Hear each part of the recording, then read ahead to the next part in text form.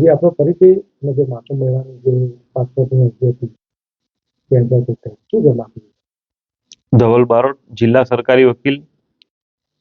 આજરોજ જે નામદાર કોર્ટે હુકમ કરેલો છે તેમાં નડિયાદ પશ્ચિમ વિસ્તારનો રહેવાસી માસુમભાઈ કાલુભાઈ મહેડા કે જેની ઉપર ઘણા બધા કેસો રજીસ્ટર્ડ છે અને તેને સજાનો પણ તેની સામે હુકમ થયેલો છે એવો આરોપી માસુમ કાલુભાઈ મહેડા તેણે પોતાનો પાસપોર્ટ જે સેશન્સ કેસ નંબર 91/21 કામે નામદાર કોર્ટે જમા લીધેલો છે તે પાસપોર્ટ પરત મેળવી અને લંડનના વિઝા કરાવવા માટે તેને પાસપોર્ટ પરત જોઈતો હતો. તેની માટે તેણે નામદાર કોર્ટની અંદર એપ્લાય કરેલું.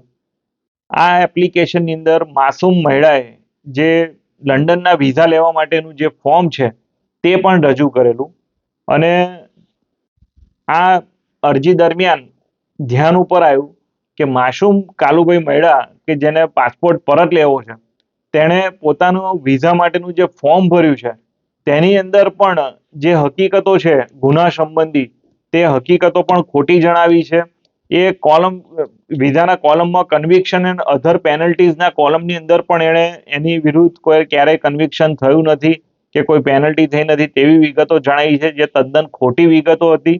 આ તમામ વસ્તુઓ ધ્યાન ઉપર આવતા અમો સરકાર તરફે હાજર થયેલા તેમજ વિથ પ્રોસિક્યુશન જે એડવોકેટ છે કેતનભાઈ પટેલ તેઓએ પણ વાંધા રજૂ કરેલા અને તેની અંદર આ કામનો જે આરોપી છે જે ઘણા બધા ગુનાની અંદર સંડોવાયેલો છે જેને વિઝા લેવા માટે જ્યારે ખોટી હકીકતો જણાવતો હોય એવા આરોપીને જો પાસપોર્ટ આપવામાં આવે તો આ આરોપી પાસપોર્ટ મેળવી અને કાયમ માટે વિદેશ નાસી જાય અને એવા સંજોગોમાં આ તમામ જે કેસો તેની વિરુદ્ધ છે તે તમામ કેસોના ટ્રાયલ ચાલે નહીં એવી સ્થિતિનું નિર્માણ થાય.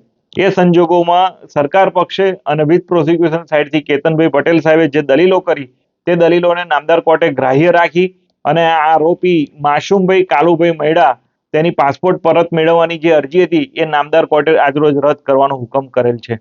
My school is one such future ready school where I understand each and every concept taught in the class and don't rote learn, where teachers don't just use books and blackboard to teach but use new ways of teaching and learning like audiovisual learning, activity based learning and group activities which enhances my conceptual understanding. My school also teaches coding, which is an important 21st century skill.